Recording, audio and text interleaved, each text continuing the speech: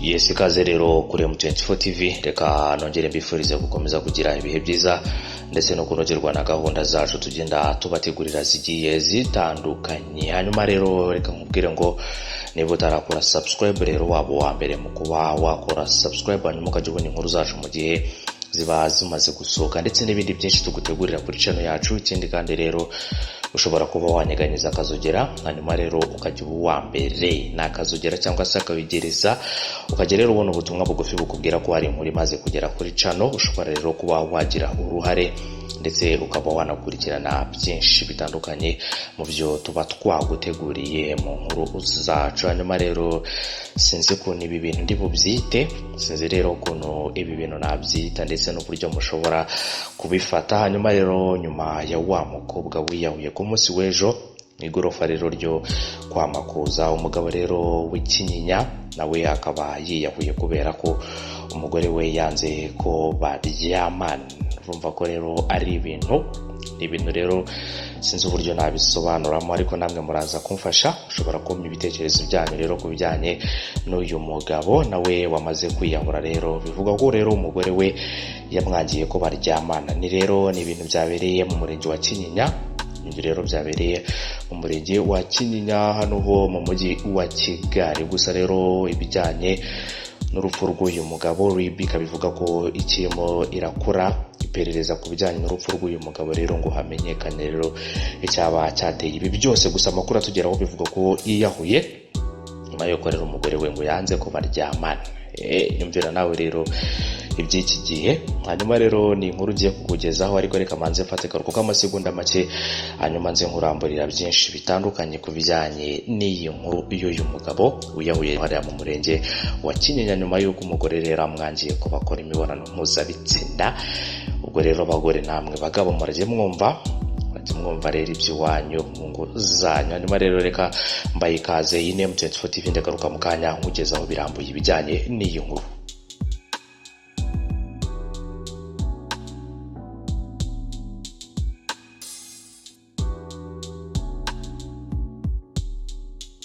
Yes, ikaze nanone nk'uko rero tubikesha Radio 10 ndetse na TV 10, akaba ari amakuru dukesha iki gitangazamakuru. Avuga ko rero mu murenge wa Kinyinya hapfuye umugabo bivuga ko yiyahuye nyuma yaho umugore we amwangiye ko bakorana imibonano mpuzabitsina idakingiye kubera uburwayi yari afite bw'agakoko gatera sida.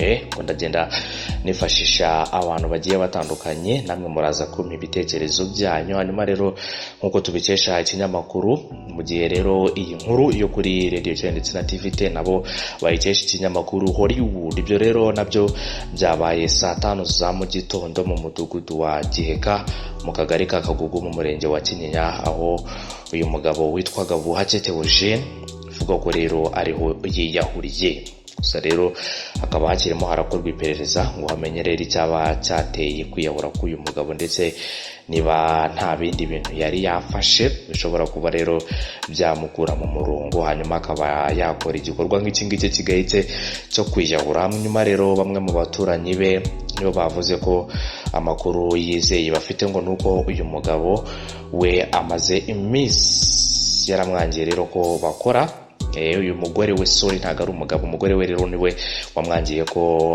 bakora imibonano mpuzabitsina idakingiye kandi yari asanzwe arwaye. Ariko se wakwibaza ngo n'ubwa mbere rero bari bakoze, cyangwa se uyu mugabo yarasabye umugore we gukora imibonano mpuzabitsina idakingiye, niba rero uyu mugore yari asanzwe azi neza ko umugabo we afite ikibazo cy'uburwayi. Hanyuma rero tukaba bagerageje nkuko tubikesha ikinyamakuru rero Radio 10 ndetse na TV 10 bakaba bagerageje kuvugisha urwego rushinzwe ubugenzacyaha mu Rwanda ari rwo RIB ngo rero bababwire ibijyanye n'aya makuru arambuye ku bijyanye n'urupfu rw'uyu mugabo. Hanyuma rero gusa ubwiye inkuru yasohokaga bakaba bavuze ko rero urwego rw'igihugu rw'ubugenzacyaha rwababwiye ko rukiri mu iperereza, batarabona amakuru ahagije ku bijyanye n'urupfu rw'uyu mugabo ndetse no ku bijyanye no kwiyahura muri rusange bivugwa ko yaba yakoze. Hanyuma rero mushobora kuduha ibitekerezo mukatubwira rero uko mwumva ibigendanye n'iyi nkuru ndetse no kwiyahura k'uyu mugabo. ariko kandi nanone ese imibonano mpuzabitsina idakingiye ku muntu ufite agakoko gatera sida, rero agakoko gatera sida hari icyo bitwaye? Ese uyu mugore we yaba yaraba cyangwa se baba barigeze bakora iyi mibonano mpuzabitsina uyu munsi, cyangwa se uwo munsi umugabo yabishakaga akaba aribwo yaje kubyanga, rero bikaba byamutera iki kibazo? Ni inkuru rero imaze kutugeraho mu minota mike ishize, hanyuma rero ndavuga ni abakunzi ba M24 TV nabo bagomba kwiyumvira bijyanye rero n'urupfu rw'uyu mugabo nawe wiyahuye. Ubwo rero ni abantu babiri biyahuriye umunsi umwe, hano mu mujyi wa Kigali.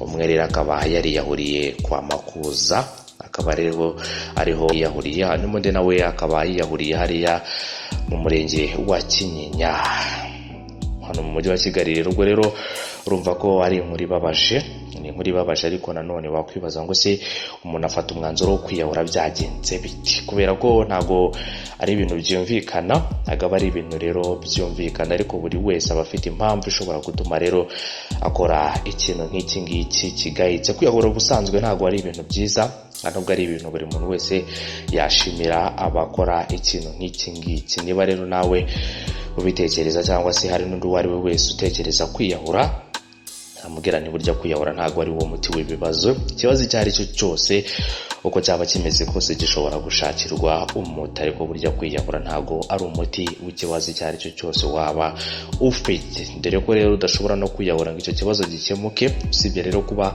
wava ku isi y'abazima, ariko nanone ushobora kwiyahura n'ubundi icyo kibazo cyawe ntago uba ugikemuye, ahubwo rero hari ubundi buryo bushobora kuba bwakoreshwa ndetse ikibazo cyawe ufite kikaba cyakemuka muri rusange. Ariko namwe rero bagabo mugihe, ndetse namwe bagore mujye mugerageza korohereza abagabo banyu ndetse no kumvikana mu gihe rero muba muri mu ngo zanyu. Havuka rero ibibazo byinshi bigiye bitandukanye mu ngo, ari naho rimwe na rimwe usanga ari ibibazo bigenda biteza amakimbirane, aho rero hari aho ugenda wumva ko hari ahavutse imirwano mu ngo, bamwe rero bakaba bavutse abandi ubuzima. Usibye rero no kuba bavutse abandi ubuzima kubera ibyo bibazo bigiye bitandukanye bivuka mu ngo, ariko cyane cyane ku bijyanye no kutumvikana. Hanyuma rero hari n'abandi bakora ibikorwa nk'ibi ngibi birimo rero no kwiyahura. Ushobora rero kuba ufite umugabo wawe kwiyahura agakora igikorwa nk'iki ngiki, umuryango wawe ugasigara mu bibazo bitandukanye. Ibibazo rero bishobora kuba nawe byakugiraho ingaruka. Niyo mpamvu rero tugenda dusaba ingo z'iki gihe ndetse na bamwe mu bakurikirana ibijyanye n'imibanire y'abantu mu kuba mwafasha bamwe mu bantu rero baba bafite ibibazo bitandukanye, kubagira inama ndetse no mu kubafasha mukabegera mukabaganiriza, kugira ngo rero abatekereza ibintu nk'ibi ngibi tutazongera kumva inkuru nk'izi ngizi zivuga rero ku bantu biyahuye. Ntabwo ari inkuru ziba zishimishije muri rusange, nubwo tugenda tubagezaho amakuru yabo, ariko aba ari uburyo nanone bwo kugira ngo n'abatekereza ibi byose. Ndetse ushobora kuba ufite ikibazo nk'icya mugenzi wawe, ushobora rero kuba ukeneye inama nk'izo mugenzi wawe yari akeneye. Ubu ngubu rero aba ari umwanya mwiza wo kugira ngo ugire icyo ubwirwa ndetse unagenerwa ubutumwa ukubwira ko rero uyataba ari umwanya mwiza ndetse atari n'ibintu byiza uba ukwiye kuba wakora. Ntabwo ari amahitamo rero ashobora kuba yakemura ibibazo ibyo ari byo byose waba ufite, ahubwo ni amahitamo akuganisha ku nzira mbi, inzira rero yo gukora icyaha kitateganyijwe ndetse Uwiteka atigeze anahumugisha, ndetse akaba ari n'inzira kandi nanone ishobora kuba yakwangiriza ubuzima. Ushobora kwiyahura ntupfe, ukaba rero wakwangirika ibice by'umubiri wawe bigiye bitandukanye bitewe n'uburyo washatse kwiyahuramo. Ikindi kandi no kwiyahura murabizi ko ari icyaha, ntabwo rero ari ikintu twashimira buri wese ugize ikibazo cyangwa se utumvikanye na mugenzi we kuba yafata umwanzuro wo kwiyahura. Hari interview rero nahoze ndeba mu kanya gashize y'umwe mu bantu bazwi cyane hano mu Rwanda rero wavugaga ku bijyanye no kwiyahura. Avuga ati rero abantu biyahura ngo baba ari intwari, niko we abibona, kandi avuga ko ngo umuntu wiyahura aba ari umuntu uba utagira uburyarya.